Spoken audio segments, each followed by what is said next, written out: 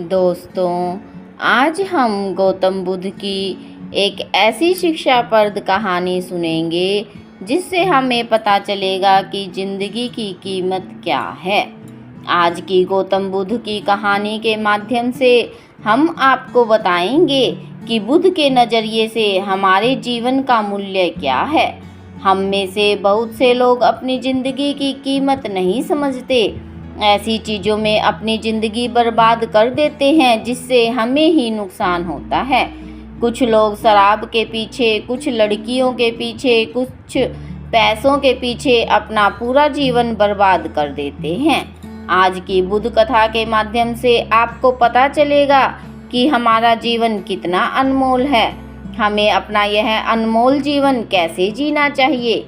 एक समय की बात है, गौतम बुद्ध अपने शिष्यों को जीवन से जुड़ी अच्छी और बुरी बातों का ज्ञान दे रहे थे।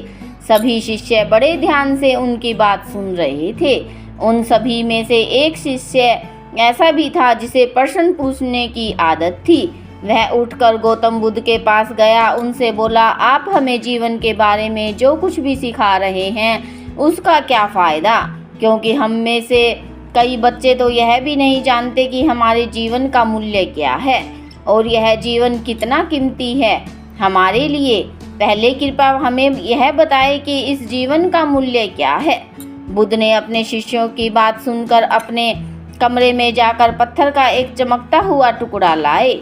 मैं तुम्हें इस जीवन का मूल्य तब बताऊंगा जब तुम मुझे इस पत्थर का सही मूल्य पता करके बताओगे, उन्होंने कहा और टुकड़ा अपने शिष्य को दे दिया।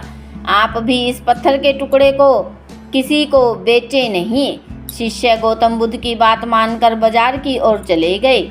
उसने पहले बाजार में एक फल विक्रेता को देखा। उसे एक पत्थर दिखलाकर पूछा, इस पत्थर के बदले में तुम मुझे कितने फल दे सकते हो। फल विक्रेता ने कहा, यह पत्थर कोई खास नहीं है, लेकिन फिर भी मैं तुम्हें इसके बदले में 10 केले दे सकता हूँ। वह शिष्य उस पत्थर को लेकर आगे बढ़ गया। तभी उसकी मुलाकात एक सब्जी बेचने वाले से हुई।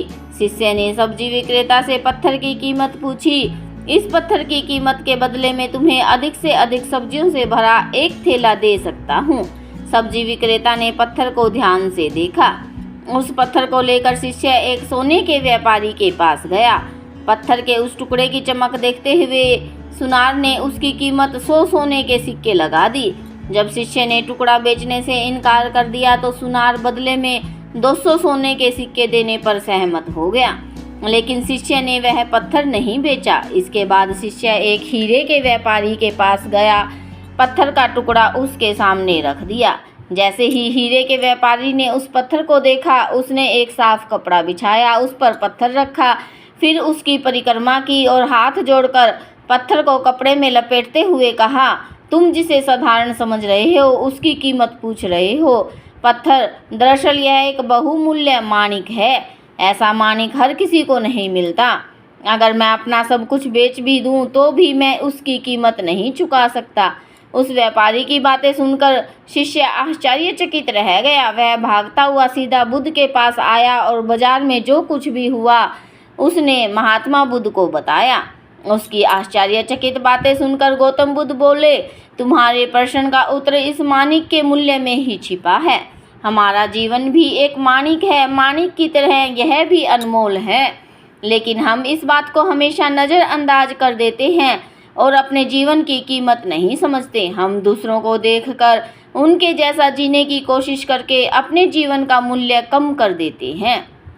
हम सोचते हैं कि हमारे जीवन का मूल्य वही है जो दूसरे हमें बताते हैं, लेकिन हमेशा याद रखें, दूसरा व्यक्ति आपको अपनी स्थिति, बुद्धि और समझ के अनुसार महत्व देता है। जीवन केवल एक बार मिलता है, इसलिए इसे बर्बाद मत करो। अपने जीवन को उतना ही मूल्यवान समझें जितना आप अपने बैंक में मौजूद पैसों को मानते हैं। आज के समय में लोग पैसा, प्यार और दिखावा जैसी चीज़ों को अपनी जान से भी ज़्यादा कीमती मानते हैं।